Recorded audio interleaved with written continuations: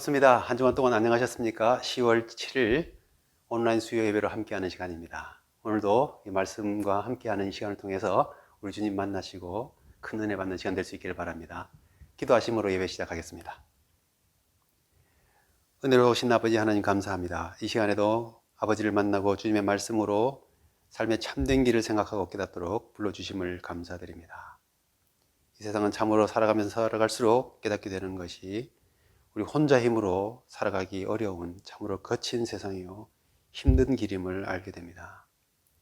그러나 주님, 저희들이 홀로 가지 않도록 늘 주님의 말씀으로 함께 해주시고 길을 잃고 방황하지 않도록 말씀으로 저희들을 인도해 주시니 감사드립니다. 살아가는 가운데 우리가 삶의 실패를 경험하고 좌절과 넘어짐을 경험할 때에 우리 주님, 저희들에게 힘을 주셔서 다시 한번 우리 주님의 십자가를 바라보며 일어설 수 있도록 힘과 용기를 회복할 수 있도록 인도해 주옵소서. 우리 주님의 십자가에 못 박히셨던 그 손을 붙잡고 다시 일어설 수 있도록 해주셔서 고통과 어려움을 이겨내는 삶이 되게 도와주옵시고, 우리 주님께서 늘 함께 하시고 지키시기 위해서 그토록 깊은 사랑 저희들에게 베푸셨다는 사실을 기억함으로써 늘 승리하며 살아갈 수 있는 힘과 용기를 얻는 저희들 될 수 있도록 인도해 주시옵소서. 오늘도 삶의 여러 어려움과 질병 속에 고통당하는 많은 이들이 있습니다. 우리 주님, 그들을 찾아가 주셔서 위로와 용기를 더해 주시옵시고 다시 일어설 수 있도록 회복을 허락하여 주시옵소서. 모든 성도들의 삶 가운데 주님께서 인도해 주셔서 재정과 경제적인 어려운 문제들, 건강의 문제들, 안전의 문제들을 주님 안에서 풀어갈 수 있는 방법을 찾게 해주시고 모든 삶 가운데 주님의 보호 속에서 평안의 삶이 될 수 있도록 인도해 주시옵소서. 오늘도 이 영상을 통해 예배드리며 시간을 주님께 드리는 성도들의 마음과 정성을 기쁘게 받아 주옵소서. 예수님 이름으로 감사하며 기도드립니다. 아멘. 우리 찬송가 456장 거친 세상에서 실패하거든 우리 함께 찬송하시겠습니다.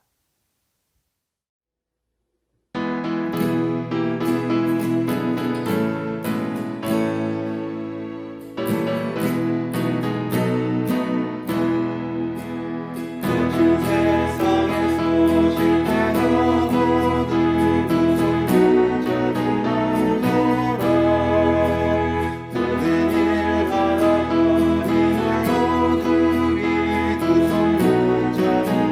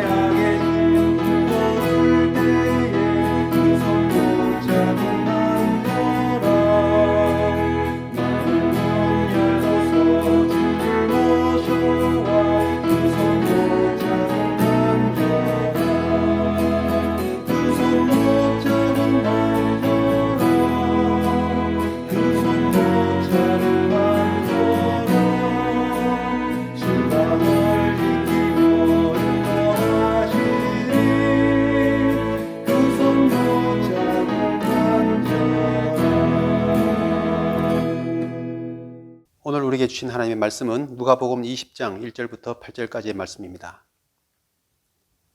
하루는 예수께서 성전에서 백성을 가르치시며 복음을 전하실새 대제사장들과 서기관들이 장로들과 함께 가까이 와서 말하여 이르되 당신이 무슨 권위로 이런 일을 하는지 이 권위를 준 이가 누구인지 우리에게 말하라. 대답하여 이르시되 나도 한 말을 너희에게 물으리니 내게 말하라. 요한의 세례가 하늘로부터냐 사람으로부터냐?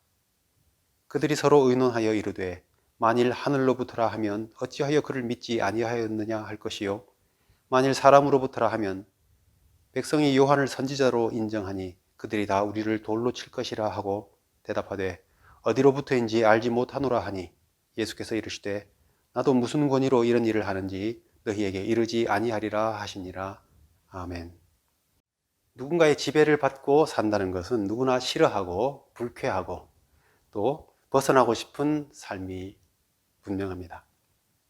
우리 성경에서는 복종, 순종이라는 말씀을 아주 중요하게 말씀합니다. 그리고 우리 그리스도인들에게 필요한 덕목으로 우리에게 가르쳐주고 있습니다. 그렇지만은 우리가 복종, 순종을 말할 때에는 조심스럽게 사용할 필요가 있습니다. 앞서서 올바른 권위가 전제되지 않은 상태에서의 복종, 순종이라고 말할 때에는 거부감을 갖게 되기 때문입니다.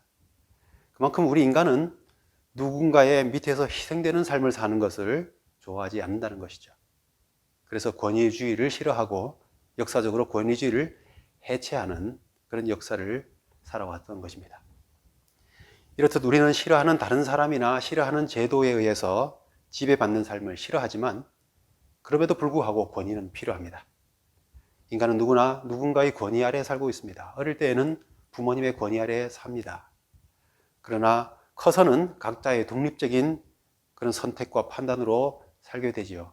그렇지만 어디에 있든지 그곳에 적용되고 있는 권위 아래 살게 되어 있습니다. 학교나 직장이나 국가 어디에서든지 우리는 권위 아래에서 질서를 유지하고 분쟁을 조정하고 또 그 권위를 의지하여 평등과 자유를 보장받고 있습니다. 우리 삶에서 권위라는 것이 없다면 내가 하고 싶은 대로 할 수 있으니까 더 자유롭고 더 행복한 삶을 살 수 있을 것 같지만 너도 나도 다 그렇게 자기중심적인 자유를 그리고 행복을 주장하고 추구하며 산다면 결국 약육강식의 사회가 될 것입니다. 만일 이렇게 꼭 필요한 권위가 무엇인지 그 권위의 가르침들조차 거부하며 산다면 우리의 인생은 어떻게 되겠습니까? 모두가 더 자유로운 존재가 될까요? 그런 면도 있겠지만 더 자유롭게 된 사람들이 아무의 권위도 의식하지 않고 더 자유롭게 행동한 결과로 더 많은 사람들이 불편과 불행을 경험할 수도 있다는 것이죠.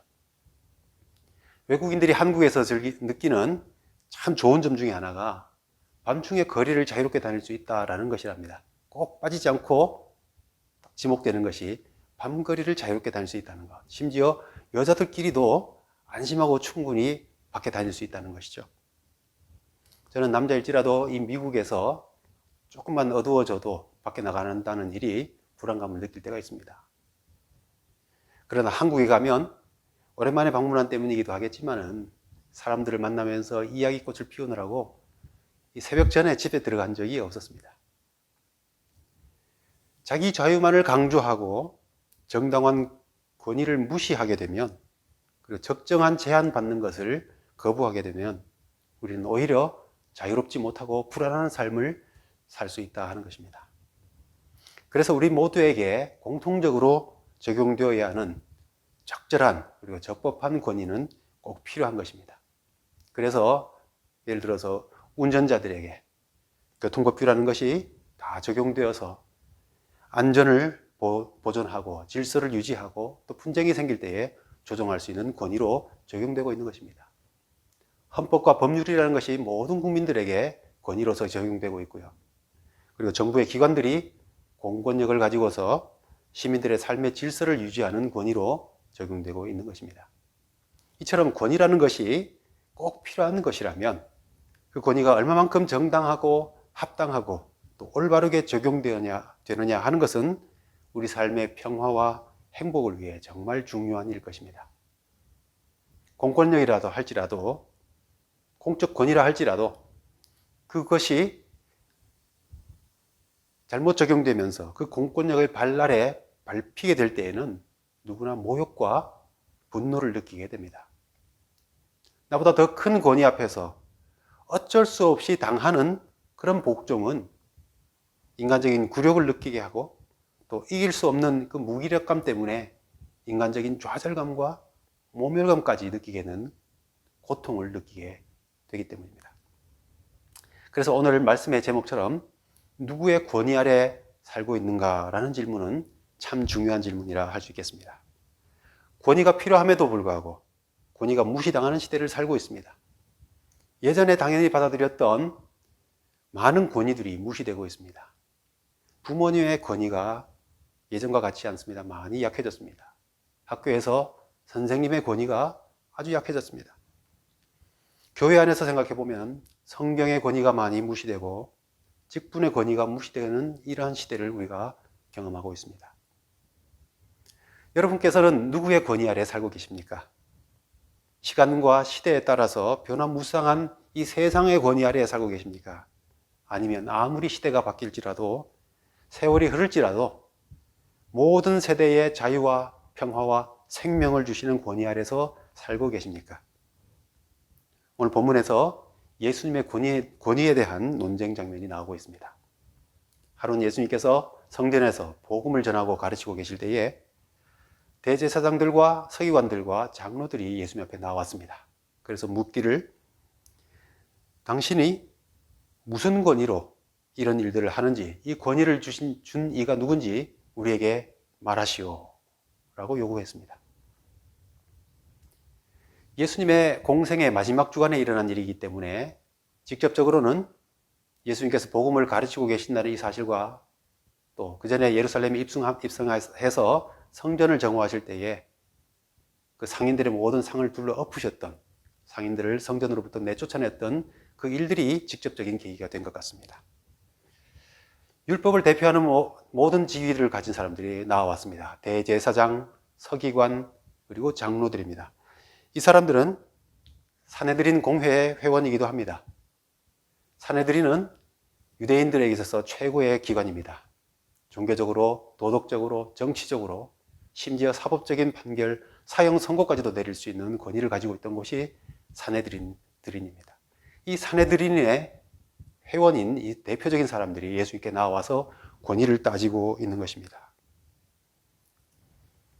예수님의 대답은 분명할 것이지만 그러나 어떻게 대답하시느냐에 따라서 예수님을 곤란하게 할 수 있었던 좋지 않은 의도를 가지고 묻는 질문이었습니다. 이 사람들의 질문에 대해서 예수님께서는 직접적인 대답 대신에 질문으로 대답하시는 방법을 택하셨습니다. 질문으로 곤란한 상황을 피해가는 것은 그 당시 랍비들이 즐겨 사용했던 대답 방식이기도 했습니다. 내가 한 말을 너희에게 물으리니 내게 말하라. 요한의 세례가 하늘로부터냐 사람에게서냐? 예수님께서 이렇게 질문으로 대답을 하셨습니다. 이때 그들이 고민하고 있습니다. 하늘로부터라고 말하면 왜 안 믿었냐 할 것이고, 사람에게서라고 말하면 사람들이 세례 요한을 선지자로 인정하고 있는데 선지자를 거부하는 자들에게 대한 형벌은 율법적으로 볼 때에 돌로 쳐서 죽이는 것이거든요. 돌로 쳐서 죽임을 당할까 두렵다는 것이죠. 그래서 그들이 택한 대답은 이렇습니다. 우리가 모르겠다. 우리가 알지 못하노라 라고 대답을 했습니다. 이에 예수님께서도 나도 무슨 권위로 이 일을 하고 있는지 너희에게 말하지 않겠다 하신 것이죠. 그런데 여러분, 여기서 권위를 질문하고 있는데 등장하는 모든 인물들이 각각 권위로 삼고 있는 것이 무엇인지 우리가 모릅니까? 우리 눈엔 다 보이지 않습니까? 꼭 말로 표현되고 있지 않더라도 우리는 무엇이 권위가 되고 있는지 다 볼 수 있습니다. 대제사장들과 서기관들과 장로들의 권위는 무엇입니까? 예수님의 질문에 그들이 난감해하고 있습니다. 왜냐하면 그들은 답을 알고 있습니다. 그런데 아는 대로 대답할 수가 없는 것이죠. 거짓 선지자라고 말하면 모두가 선지자로 인정하고 있기 때문에 율법을 따라 돌에 맞아 죽을 것을 두려워하는 것이죠. 또 하늘로부터라고 말하면 왜 믿지 않느냐라고 하는 그들의 믿음 없음을 드러내는 일이 되기 때문에 이렇게도 저렇게도 대답을 못한다고 했습니다. 그렇게 보면 이들의 권위는, 그들이 권위로 삼고 있는 권위의 출처는 하늘도 아니고 사람들도 아니고 자기들의 안전을 지키기 위한 그들이 의지하는 이 조직과 제도와 집단의 권위에 있다는 것을 알 수 있습니다. 자기들의 모든 이익과 권위와 권세와 그 명예를 지켜줄 수 있는 것은 하늘로부터 사람으로부터라기보다도 이미 인정되어서 지금까지 자기들에게 대대로 물려져 왔던 이 집단과 조직과 그들이 의지하고 있는 이 신분적인 그런 권위를 더 중요시 여기는 삶이라는 것을 우리 눈에는 다 보이고 있습니다.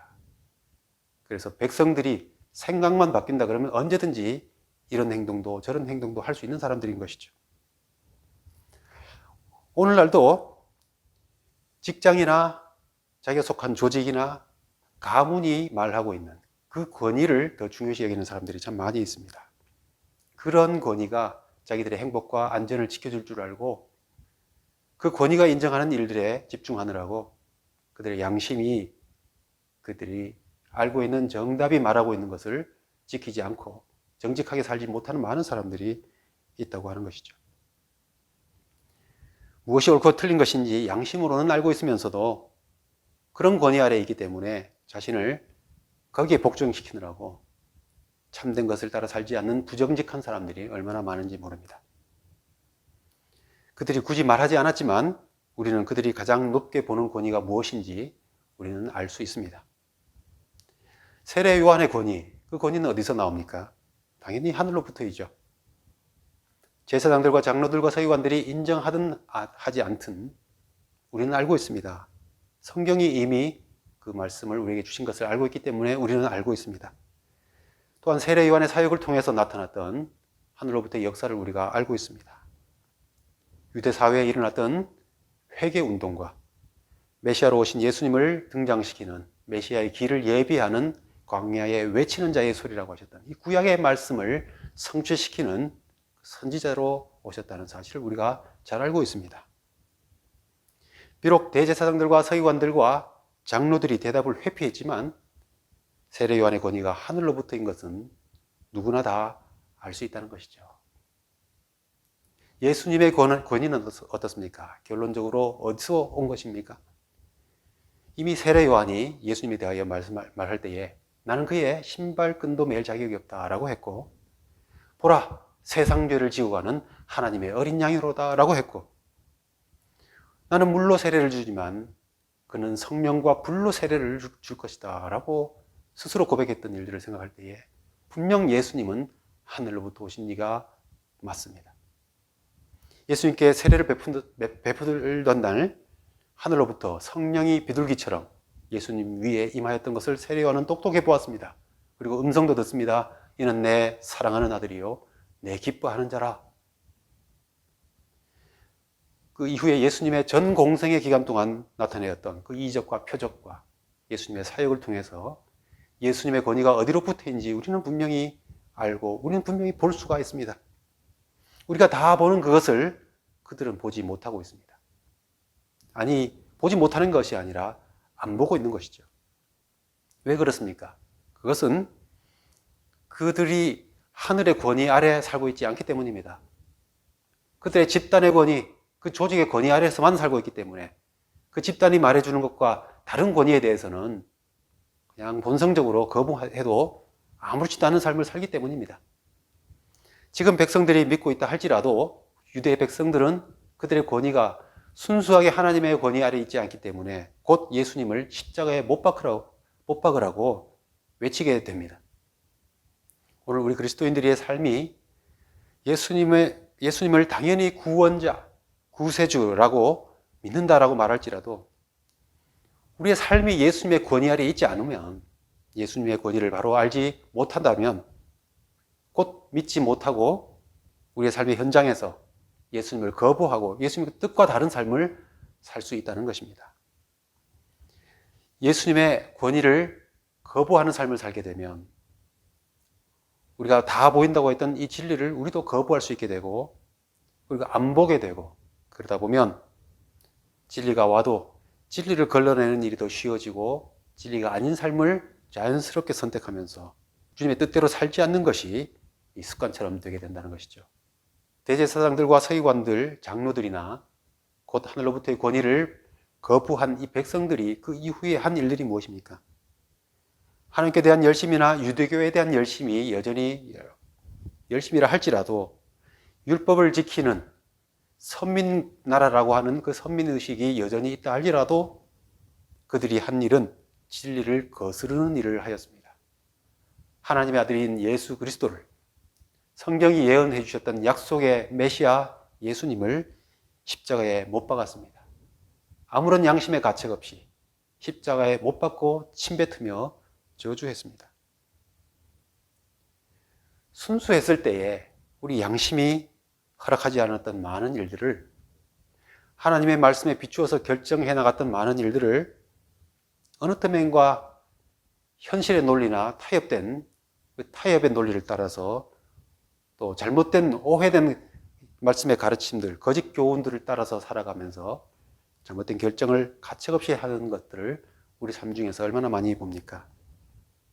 이것이 습관이 되면 현세의 타협과 현실의 논리의 권위를 더 주어버리기 때문에 그 권위 아래에서 가책을 느끼지 못한 채 진리를 거부하는 삶을 살게 되는 것이죠. 조금만 생각해보면 다 볼 수 있는 그 진리를, 참된 것이 무엇인지 분별할 수 있는 그 일들 가운데 있는 모든 것들을 우리 눈이 어두워지고 우리 양심이 무디어져서, 참과 거짓에 대하여 무디어져서 분별하지 못하게 되는 것이 우리의 죄성입니다. 그렇다면 우리가 그런 삶이 되지 않기 위해서 어떻게 해야 하겠습니까? 끝까지 진리를 따라서 하나님의 뜻 안에서 살아갈 수 있기 위해서 어떻게 해야 되겠습니까? 바로 예수님의 권위 아래서 항상 살아가야 한다는 것입니다. 예수님의 권위에 복종하는 삶이 될 수 있어야 한다는 것이죠. 우리 그리스도인은 예수님의 권위 아래 살아가는 사람들입니다. 하늘로부터 온 권위가 곧 예수님의 권위입니다. 참이요 진리이고 생명과 빛이고 구원과 영원한 안식을 주시는 참된 권위가 곧 예수 그리스도의 권위입니다. 복종해야 된다, 순종해야 된다라고 말할 때 우리는 불편하다고 느낄 때가 많습니다.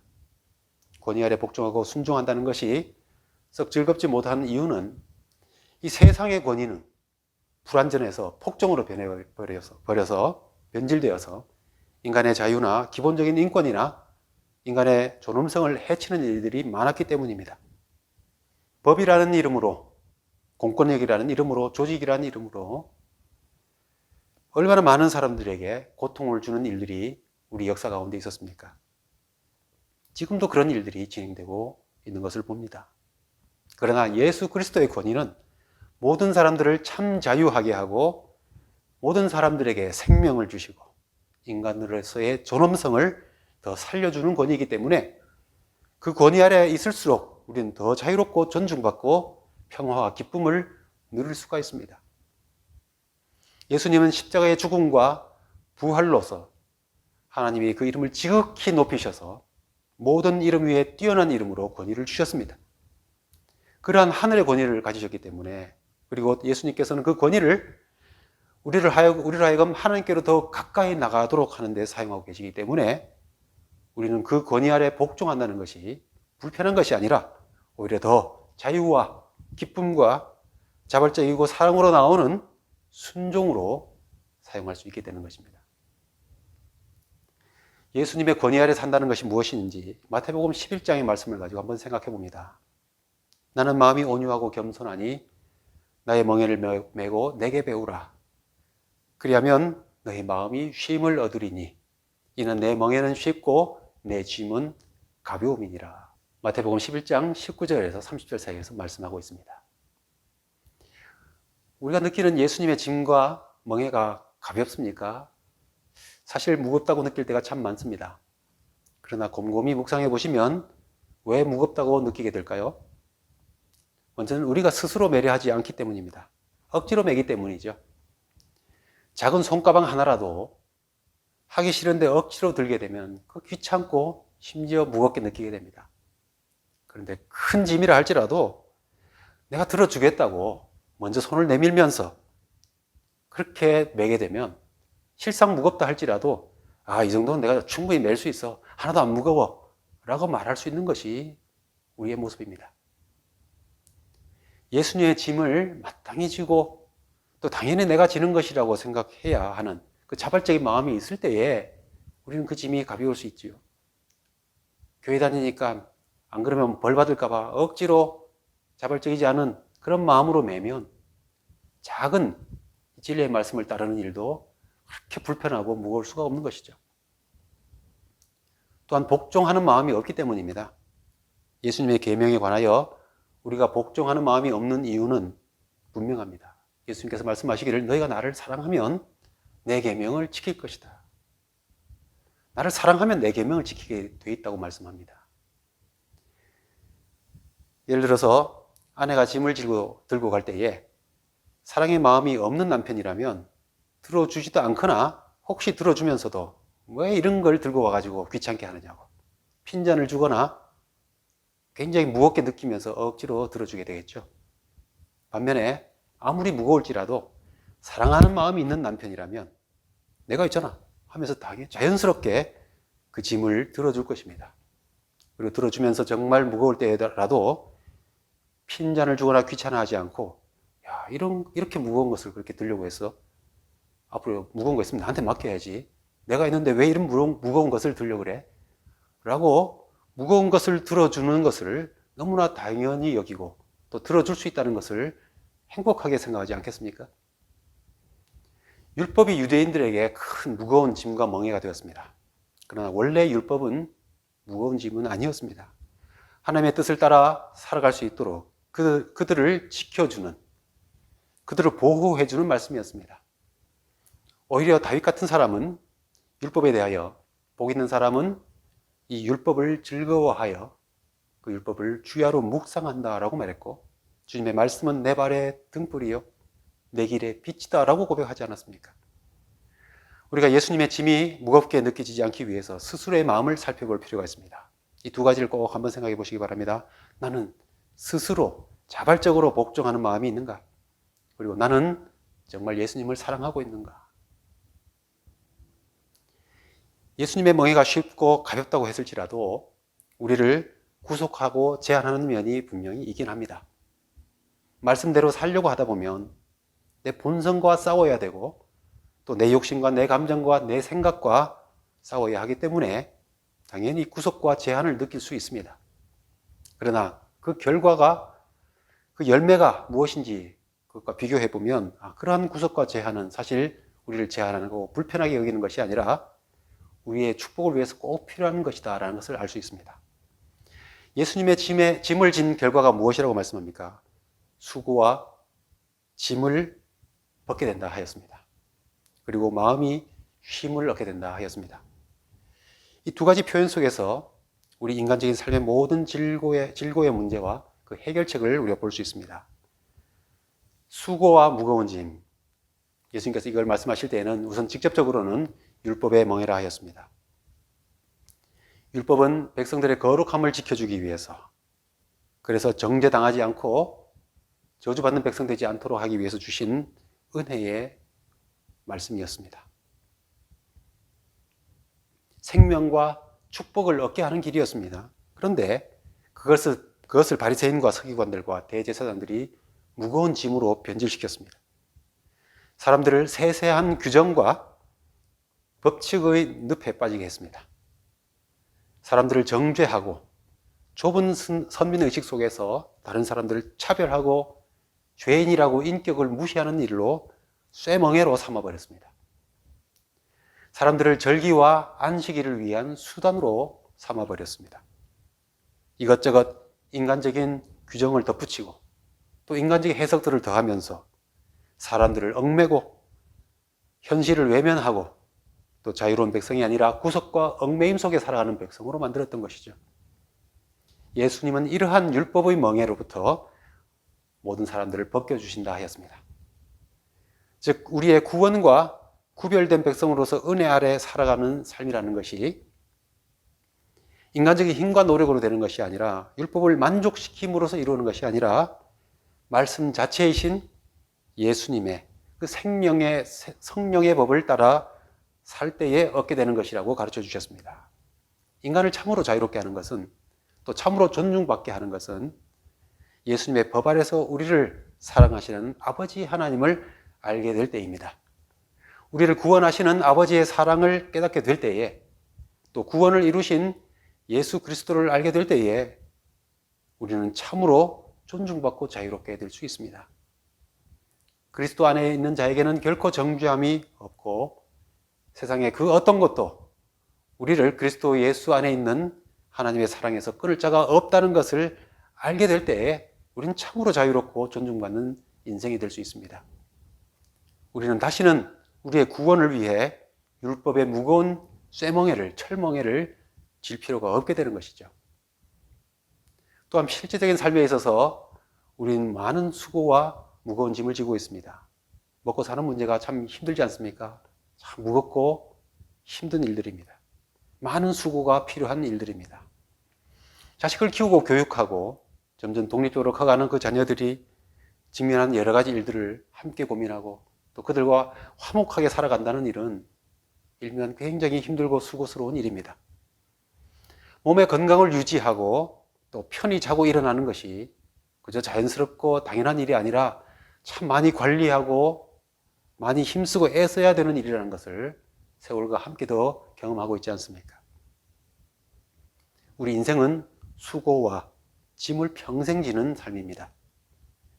이것은 삶의 현실이고 실제이기 때문에 믿는 사람들에게도 예외적인 일은 아닙니다. 아무리 교회에 열심히 다닌다고 할지라도 이런 문제를 한 번에 기적같이 해결하는 일이라는 것은 없습니다. 그러나 예수님께서 말씀하시기를 공중나는 새를 보고 들에 꽃 핀 백합을 보아라. 농사짓지 않고 길쌈을 하지 아니하여도 하늘 아버지께서 다 먹이시고 입히시지 아니하느냐 라고 말씀하시면서 너희는 무엇을 먹을까, 무엇을 입을까, 무엇을 마실까 염려하지 말고 그의 나라와 그의 의를 구하라. 그렇게 말씀하셨습니다. 우리에게는 돌보시는 하늘 아버지가 계시다는 사실, 그것을 믿는 그 믿음이 있기 때문에 세상과 동일한 삶의 짐을, 수고를 짊어지고 나가고 있지만 우리는 그 짐을 아버지께 맡기면서 하나님 나라의 그 의와 그 뜻을 이루어가는 삶을 살면서 그 짐을 벗어날 수 있다는 것입니다. 동일한 짐을 져가는 인생이라 할지라도 우리 혼자 감당하는 것이 아니라 우리 예수님이 친히 담당하시고 함께 지고 계신다는 사실을 믿기 때문에 수고와 짐을 덜 수 있다고 말씀합니다. 이렇게 예수님의 짐과 멍에는 그런 은총의 결과와 열매로 나타나기 때문에 우리는 충분히 질 수 있는 짐이 된다는 것입니다. 또한 마음이 힘을 얻는다 하였습니다. 우리 인생을 더 고통스럽게 하는 것은 사실은 육체적인 것보다도 마음의 짐이 있을 때입니다. 몸으로 버티는 것은 어떻게 해볼 수 있지 않습니까? 그런데 마음이 무너지면 아무리 건장한 사람이라 할지라도 또 부와 권력을 가진 사람이라 할지라도 또 아무리 힘을 가진 사람이라 할지라도 한순간에 인생이 무너지고 쓰러지게 되고 내려앉게 되는 것을 경험할 수 있기 때문입니다. 마음의 번뇌와 분열과 또 방황은 우리 인생에 대한 통제력을 잃게 하고 또 영원한 불안과 염려에 빠지게 합니다.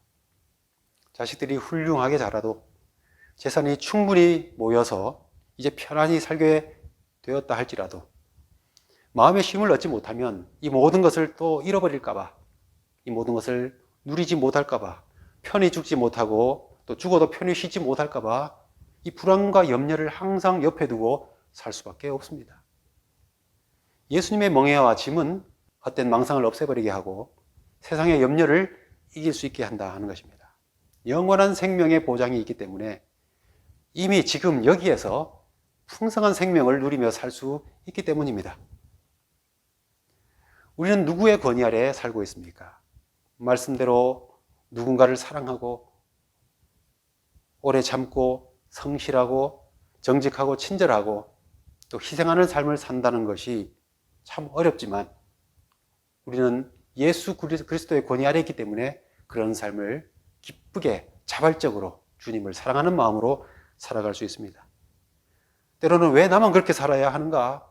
세상은 다 다른 사람들은 그렇게 살고 있는데 왜 우리 그리스도인만 유별나게 그런 일까지 감당하며 살아야 되는가? 물을 때가 참 많이 있습니다.